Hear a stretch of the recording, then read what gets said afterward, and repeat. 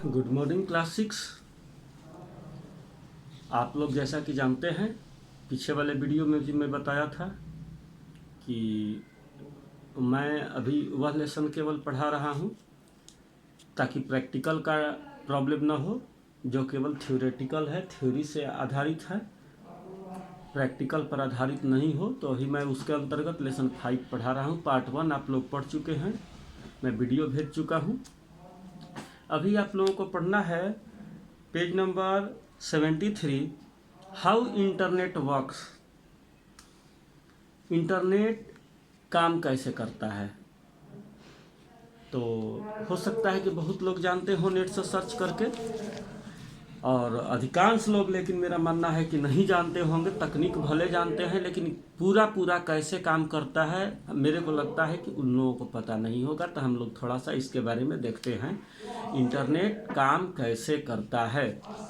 Internet is a network. Internet क्या है? यह वास्तव में एक नेटवर्क है, यानी कि कंप्यूटरों का जोड़ने वाला एक नेटवर्क है।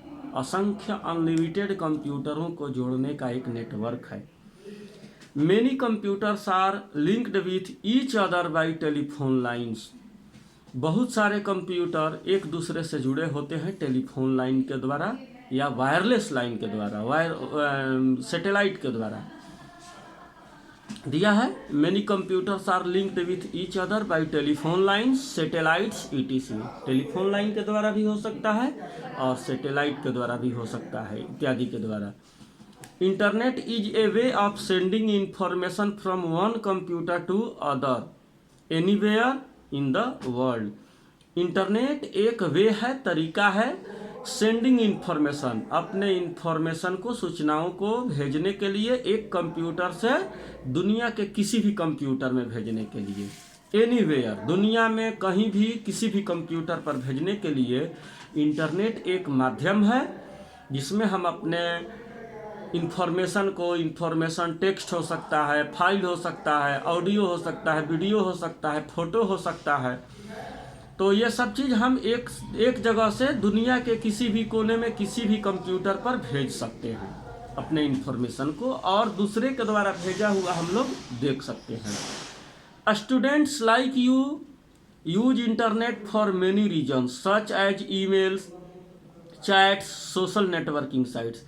स्टूडेंट, आप लोगों को पता होगा कि आप लोग इंटरनेट को क्यों पसंद करते हैं, किस लिए यूज करते हैं। तो कुछ कारण है, कुछ रीजन्स हैं, जैसे ईमेल यूज करने के लिए, ईमेल मैसेज भेजने के लिए और प्राप्त करने के लिए, चैट्स करने के लिए, गपशप करने के लिए, वीडियो चैट्स करने के लिए, और सोशल नेटवर्किंग साइट्स को यूज करने के लिए, फेसबुक, व्हाट्सएप, इंस्टाग्राम। इसके अलावा बहुत सारे इंफॉर्मेशन को वेबसाइट से सर्च करने के लिए और देखने के लिए। डूइंग रिसर्च फॉर प्रोजेक्ट्स, अपने प्रोजेक्ट से संबंधित रिसर्च पेपर को पढ़ने के लिए, देखने के लिए। Finding pictures and clip arts, picture और क्लिप आर्ट्स को ढूंढने के लिए।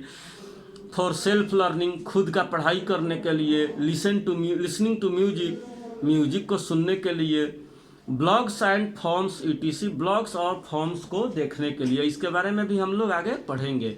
इसके अलावा हम लोग किसी वीडियो को डाउनलोड करने के लिए, गेम को डाउनलोड करने के लिए, सॉफ्टवेयर को डाउनलोड करने के लिए, बाकी तो आप लोग जानते ही हैं कितना आज हम लोग इंटरनेट पर निर्भर हो चुके हैं। करने के लिए हम लोग इंटरनेट का यूज करते हैं। Internet is a very useful things if used wisely. So let's learn about internet. Internet बहुत ही यूजफुल वस्तु है, सर्विस है। अगर हम उसका चतुराई से यूज करें तो, बुद्धिमानी से यूज करें तो नहीं तो अगर गलत यूज करिएगा तब तो भाई नुकसानदेह भी है, गलत यूज करिएगा तो बहुत गलत पड़िएगा। तो हम लोग इंटरनेट के बारे में अब आगे पढ़ने वाले हैं, इसके बारे में देखते हैं। डिड यू नो, क्या आप जानते हैं? Nobody owns the internet, but that does not mean it is not monitored and maintained। यानी कि कोई भी इंटरनेट को का एक मालिक नहीं है। जो नेटवर्क सर्विस है, हम एक अकेले मालिक है। सर्विस प्रोवाइडर हो सकते हैं, लेकिन मालिक इंटरनेट का इसे कहें तो कोई नहीं है। इसका मतलब है कि इसको मेंटेन करने के लिए केवल अलग अलग जिसका जितना नेटवर्क है उतना मेंटेन करने के लिए, मॉनिटर्ड करने के लिए बस बना। जैसे बीएसएनएल सर्विस प्रोवाइडर है, तो बीएसएनएल पूरे इंटरनेट का नहीं हो गया। जियो है, जियो पूरे इंडिया के इंटरनेट, वर्ल्ड के इंटरनेट का मालिक नहीं हो गया। वो केवल बीच का एक कड़ी है, उसमें कई लोग जुड़े होते हैं, कई कड़ी जुड़ा होता है, तब जा करके आप तक इंटरनेट पहुंचता है। In 1992 internet society was established. 1992 में इंटरनेट सोसाइटी एस्टेब्लिश्ड हुआ, चालू हुआ। It is a non profit organisation. यह नॉन प्रॉफिट ऑर्गेनाइजेशन ऐसा संगठन है जहाँ की बिना फायदे के काम किया जाता है। यह नॉन प्रॉफिट ऑर्गेनाइजेशन है, इसमें निजी फायदा कुछ नहीं होता है। इट लुक्स, इसको इसलिए बनाया गया कि दुनिया में लोग आपस में एक दूसरे का डाटा शेयर कर सके, देख सकें। It looks after the policies and protocols regarding our internet usage. इसका इस्तेमाल हम लोग कुछ खास तरह से इंटरनेट यूज करते समय ध्यान देना होता है। कुछ प्रोटोकॉल्स का, नियम का पालन करना होता है। अगर आप नियम का पालन नहीं करेंगे तो मुश्किल में फंस जाएंगे। अब ये नहीं कि कोई आपको कोई भी लिंक भेज दिया, उस पर आप क्लिक कर दिए तो आपका मोबाइल हैक हो जाएगा, कंप्यूटर हैक हो जाएगा। आपका फ़ोन आपके पास रहेगा, आपके ईमेल से कोई दूसरा धमकी दे देगा, आपके फ़ोन से कोई दूसरा किसी को धमकी वाला मैसेज दे देगा, फ़ोन कर देगा, फंसेंगे आप, पुलिस पकड़ेगा आपको, या जिसके नाम पर सिम है, कनेक्शन है, उसको पकड़ेगा। तो इसके लिए कुछ पॉलिसीज हैं, प्रोटोकॉल्स हैं, उनको हमें मानना चाहिए, नहीं तो हम मुश्किल में फंस सकते हैं। This network is divided into 2 parts. Network जो होता है मेनली उसको 2 पार्ट में बांटा गया है, सर्वर और क्लाइंट। सर्वर देखिए क्या होता है। Servers are the main computer. Servers जो होता है वो मुख्य कंप्यूटर होता है, एक हेड कंप्यूटर होता है। They store and share information with other servers over the internet. यह अदर सर्वर से, यानी कि यह अपने से जुड़े हुए किसी अन्य कंप्यूटर के डाटा को स्टोर करता है, इंफॉर्मेशन को स्टोर करता है, और जब आवश्यकता पड़ता है तो उसको शेयर करता है, यानी कि बांटता भी है। We all can use this information. हम लोग इसी इंफॉर्मेशन का यूज करते हैं जो सर्वर में स्टोर रहता है, उसी इंफॉर्मेशन को यूज करते हैं। क्लाइंट हो गया, इट इज अ डिवाइस और software use to access the internet. Client क्या हुआ, तो यह एक ऐसा डिवाइस या सॉफ्टवेयर हुआ जिसका इस्तेमाल हम लोग इंटरनेट यूज करने के लिए करते हैं। जैसे कि हम लोग अपने सिस्टम पर करते हैं तो हम लोग क्लाइंट हो गए। लेकिन जिस वेबसाइट को लॉगिन करते हैं, जिस वेबसाइट से इंफॉर्मेशन लेते हैं, वो सर्वर कंप्यूटर हो गया। उस कंप्यूटर का डाटा, उस वेबसाइट का डाटा जिस कंप्यूटर पर स्टोर है वही कंप्यूटर सर्वर हो गया। जैसे सीबीएसई से हम लोग रिजल्ट देख रहे हैं, तो हमारा सिस्टम जो हो गया क्लाइंट हो गया, हमारा मोबाइल फ़ोन क्लाइंट हो गया, और सीबीएसई का जो भी कंप्यूटर है, जो भी उसका मेन कंप्यूटर है जहाँ इंफॉर्मेशन उसमें डाला गया है, हर एक लोगों का रिजल्ट डाला गया है, वो क्या हो गया, सर्वर कंप्यूटर हो गया। पीसी, मोबाइल फोन्स और web browser can be client, यानी कि हमारा computer, personal computer, mobile phone, web browser जो हो गया वो क्लाइंट हो गया। You can connect to internet by using internet service provider, जिसको ISP कहा जाता है शॉर्ट में। इसका फुल फॉर्म होता है इंटरनेट सर्विस प्रोवाइडर। यानी कि आप लोग या हम लोग इंटरनेट कनेक्ट होने में हम लोगों को जो मदद करता है वो होता है इंटरनेट सर्विस प्रोवाइडर। जैसे इंटरनेट सर्विस प्रोवाइडर कोई जियो का सिम यूज करता है तो उसको जियो के तरफ से इंटरनेट का सर्विस प्रोवाइड किया जाता है। कोई BSNL यूज करता है तो उसका सर्विस प्रोवाइडर BSNL हो गया। कोई वोडाफोन आइडिया यूज कर रहा है तो उसका सर्विस प्रोवाइडर वोडाफोन आइडिया हो गया। कोई एयरटेल यूज कर रहा है तो उसका सर्विस प्रोवाइडर कौन हो गया, एयरटेल। ठीक ना, तो उसी को ISP, internet service provider, internet का सर्विस प्रदान करने वाला। ISP server provides the link between our browser and the internet. ISP server जो होता है वह लिंक बनाता है, एक संबंध बनाता है, किसके किसके बीच में, हमारे कंप्यूटर के ब्राउजर के बीच में और इंटरनेट के बीच में। कल पीछे के वीडियो में मैं बताया था ना कि इंटरनेट ब्राउज़र सबसे पहले इंटरनेट चलाने के लिए ज़रूरी है। कुछ इंटरनेट ब्राउज़र का नाम भी मैं बताया था, जैसे internet explorer, Google Chrome, Mozilla Firefox ना।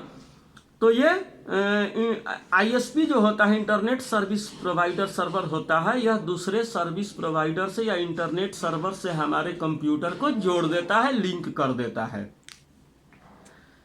These other servers are known as host servers, और यहाँ पर दूसरे सर्वर जो होते हैं वो होस्ट सर्वर कहलाते हैं।